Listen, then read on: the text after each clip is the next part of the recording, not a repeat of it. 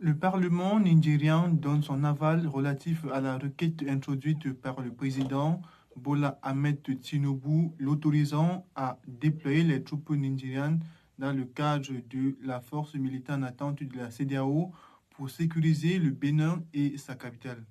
Actuellement, il faut préciser que en Afrique de l'Ouest actuellement, il y a une guerre tacite, une guerre froide qui oppose principalement deux blocs.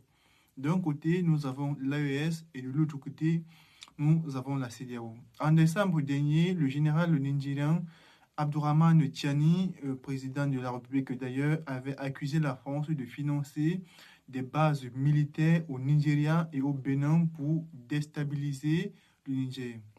De son côté, Ibrahim Traoré avait formulé des accusations à l'endroit du Bénin comme abritant deux bases militaires françaises hostiles au Burkina Faso.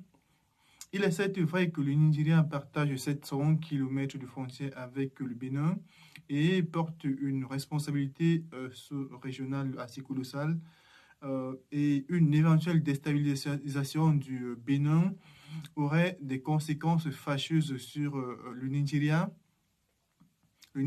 mais il n'est pas aussi sans oublier que le Nigeria est confronté à une crise de sécurité chronique. Il y a un adage qui dit souvent que la bonne charité commence par soi-même.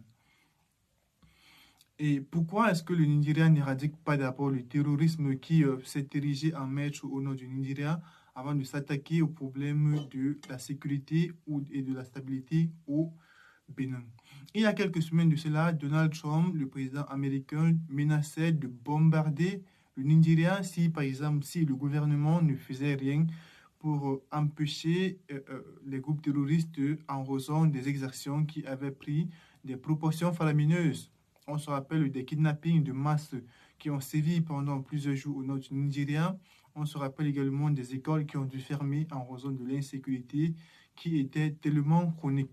Pourquoi est-ce que la CEDEAO n'a-t-elle pas déployé sa force militaire en attente pour pallier au problème d'insécurité au Nigeria avant de penser à celui du Bénin?